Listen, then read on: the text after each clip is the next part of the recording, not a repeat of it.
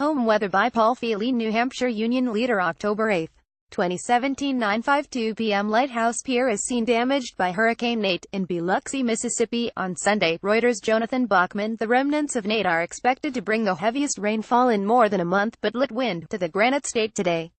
The National Weather Service in Gray, Maine, said what's left of Nate will arrive in New Hampshire during the pre-dawn hours in the form of heavy rain, and last throughout the day, a soggy conclusion to the long Columbus Day weekend.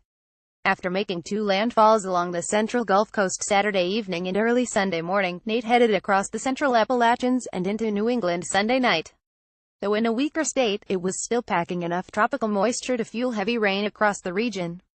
In New Hampshire, the heaviest rainfall is forecast for the mountains in the northern region of the state, with 112 inches of rain expected, according to National Weather Service meteorologist Chris Kimball. Southern portions of the state are likely to receive 0.5 inches to an inch before the storm clears the state and heads out to sea. The wind is not expected to be a problem, according to forecasters. Temperatures are expected to reach 70 degrees. According to Kimball, today's anticipated rainfall will mark the heaviest rains to hit southern New Hampshire since early last month, when 2.39 inches of rain were recorded in Manchester on Sept. 6. Travel delays typical of most rainstorms are expected into early tonight.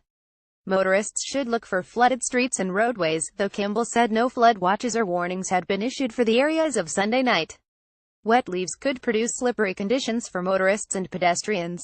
Mississippi flooding. Hurricane Nate weakened to a tropical depression Sunday after coming ashore in Mississippi, flooding roads and buildings but sparing the state from catastrophic damages. Maximum sustained winds from Nate, the fourth major storm to hit the United States in less than 2 months, dropped to 35 miles per hour as it moved northeast into Alabama.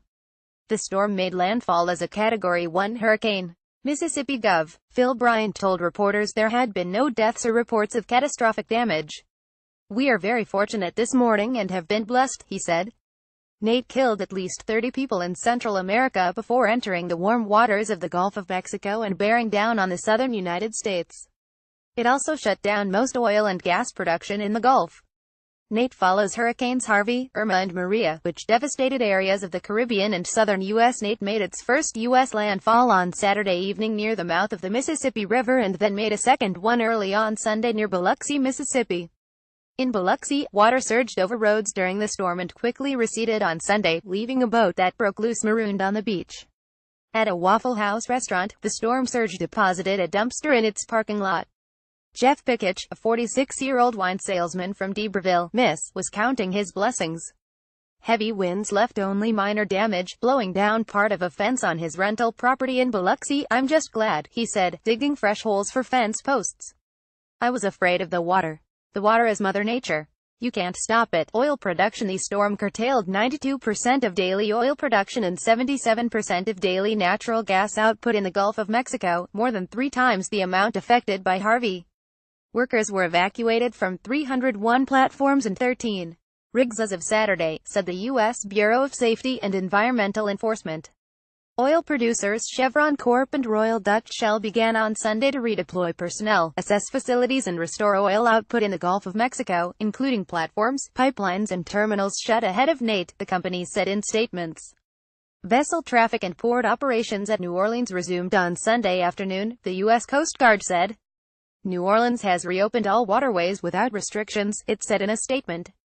In Alabama, the Port of Mobile remained closed on Sunday and no estimated reopening date had been officially set, although no damage to the terminal and port had been reported, said Mike Forrester, assistant terminal manager at ARC Terminals.